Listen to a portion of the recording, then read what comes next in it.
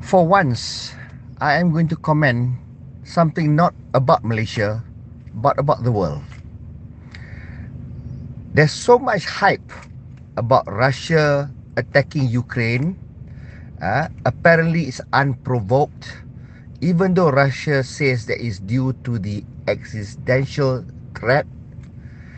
But the way US responded and the way NATO responded is as though Russia is the foremost criminal in the world, and it is unforgivable, unprecedented, and they put all kinds of sanctions on Russia, forfeited their monies, and as events have unfolded, Russia is not losing the war, and neither is Russia caving in due to the sanctions. Allies that were never allies before, like China, India, South Africa, are all enjoining Russia, and America and Europe is now paying the price. Now, this is the price of hypocrisy. Okay, Russia attacking Ukraine. The reason is not because they need anything from Ukraine. Russia has got more than enough resources, and Russia is not crazy, power crazy, or land crazy to grab land. Otherwise, they would have annihilated Ukraine using whatever weaponry or even nuclear power they may have. They could have done that. They could have done that extensive damage to Ukraine and taken over Ukraine, just as how America did to Iraq. Now, I want you guys to compare now. As far as how Russia attacked Ukraine, compare that to America attacking Iraq. What was the basis of America attacking Iraq? Was it an unprovoked attack, or was it a provoked attack? Which is it now? We all know that it stemmed from the 9/11 incident. 9/11 incident, what is narrated? The narrative is that airplanes were hijacked and airplanes hit the towers, and miraculously attacking the tower melts all the steel beams, and the building collapsed in a very symmetrical fashion, perfectly down. It doesn't even hit the neighboring towers or neighboring buildings. Clean drop, as though it was detonated. Very suspicious. And of course, there are many theories and engineers who has actually insisted that that was a inside job, detonated. Coincided with a particular ethnicity that worked in WTC taking leave on that day. 4,000 odd of them took leave on that day. So very curious, isn't it? So now, whether the World Trade, the Twin Towers were inside job of America killing their own people to advance their war agenda, or it was genuinely terrorist.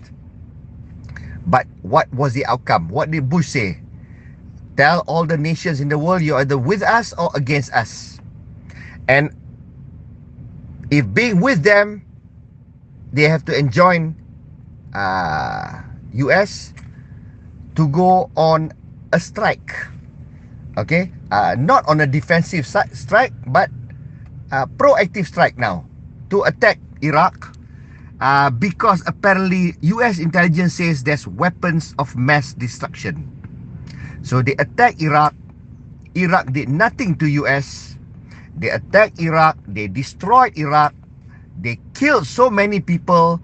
Children, women died. They destroyed literally the entire nation. They placed their people there. They even killed even their own army died there because of all the violence that happened there. They killed Saddam Hussein, and later what do they discover? Oops, it's a mistake. There's no weapons of mass destruction. But in the meanwhile, they caused that mass destruction to Iraq using their weapons. So who is the weapons of mass destruction if not US? Now they did that, but that's okay. There was no sanction on US. But when Russia attacks Ukraine, because Russia knows that if NATO were to come to Ukraine, they will park their nuke missiles pointing right at the mouth of Russia. And Russia knows that there is nothing preventing America from doing to Russia what America did to Iraq. Another oops. Russia has weapon of mass destruction. We have to attack Russia. We attack Russia, we annihilate Russia, we cause mass destruction to Russia, kill Putin, destroy, kill so many Russians, women and children dead, and Russia, one superpower, becomes now a ruins like Iraq, and America go, oops, we made a mistake. We made a mistake. Maybe there was a bio weapon, maybe COVID came from there. Oops, it's a mistake. It's not that. And what can Russia do? Claim back from US and NATO? Like Iraq can? Can Iraq now claim to rebuild the country from US? US won't even bother. US does what they like. So therefore, what's with vilifying Russia, going against Ukraine? I'm not supporting an attack, the unprovoked attack, but to me, is it really unprovoked? If you are the Russian president, what would you do? Any Russian president, what would you do? Would you risk it? Would you risk turning your nation, your powerful nation, into another Iraq, knowing it is the same characters that will actually be advancing the agenda? We all know why America decided to go into Iraq. The oil. How much oil did they steal? So it was all about that. It was never about weapons of mass destruction. They went to Iraq because of oil, and they had to enact the Twin Towers, even killing their own people. And very suspicious the way the Twin Towers dropped. And impossible. It is an engineering impossibility for a plane to hit the top and the fuel to melt the entire structure and the building perfectly collapse. That is only for fools to believe. And in the world, there are many fools. So therefore, what does that say about the hypocrisy of US and the European nations? And serve them right now what is happening. Serve them right now for how the US de-dollarization is happening now. And this is karma. This is karma. There is an equilibrium thing happening. But why I am making this voice note is to expose the sheer hypocrisy of the US government. Sheer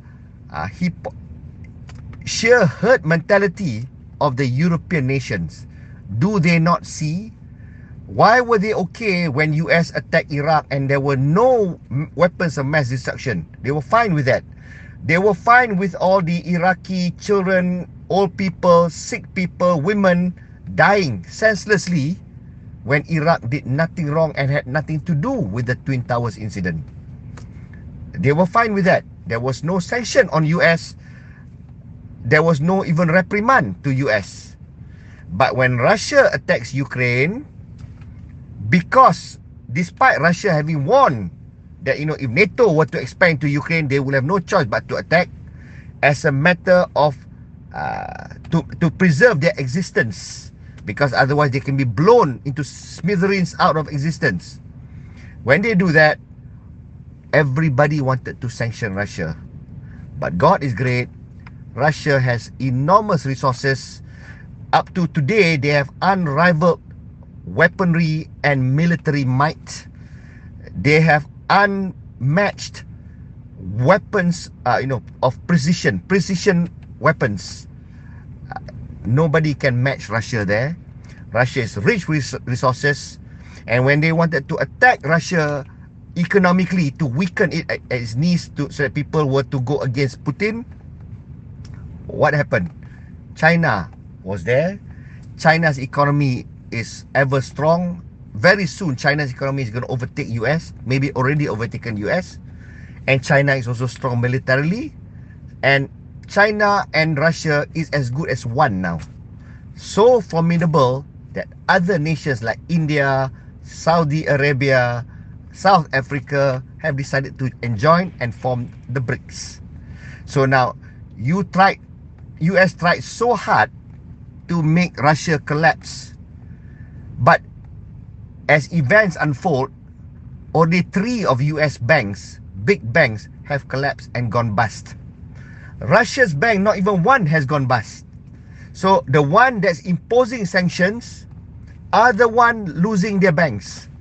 The one that's being imposed sanctions upon doesn't have problem. In fact, their currency is strengthening. See how it is? The people who were determined to make the Russians go against their president, now Russians are in full support of Putin. Russia is backing Putin fully, and Putin has never been more influential and more powerful in Russia today. The one that's been trying to pull the support, the rug from Putin's feet, Biden, is hated by most Americans now, and he may most probably lose the next elections to Trump. I pity the Americans. What choice do they have? They either have an idiot like Trump, okay, or a moron like Biden. An imbecile like Biden, evil on top of that, or Trump. That is, you know what Trump was. So that's their choice. That's the choice of what Americans have. The two-party system. And this is, to me, poetic justice, whatever is happening to US. Because at the end of the day, the leadership of US that wanted to shake the leadership of Russia is now themselves shaken. People now are condemning them for the rise in inflation, for the rise in prices. People are finding it difficult to even make ends meet. This is what has happened to US. Why? Because you tried to sanction Russia. And because of that, and because Europe are without backbone, they just listen to the US. Europe also went cold. Germany suffered a lot. And Europe paid a heavy price for being the stooge and the chess pieces of the US. If Europe still doesn't learn, then Europe is destined for doom. Even the leaders of Europe are now losing support. People are going to the streets. People are demanding that they resign. People are demanding that they stop being involved in the war in Ukraine. And basically, where are they going with that? Russia is prevailing. Ukraine, as far as Zelensky is concerned, he thought that he could, master the support of US and Europe perpetually, but he is not faring well, is he? Ukraine is in ruins. So many army, their military are just dying. They lost so many men. Their country is in ruins now. When Putin was prepared to make a deal, Zelensky and Putin was about to enter into a deal. But of course, Europe and US gets in the way and make sure the deal doesn't happen. So how stupid is Ukraine? And Russia just have to be Russia, and Russia has to do what Russia has to do. So think now.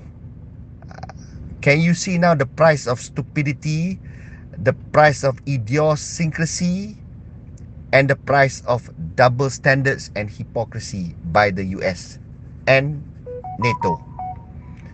This is a lesson to be learned for every nation in the world, to know that there is God, there is a balancing act, and everything that goes around comes around. And this is indeed poetic justice.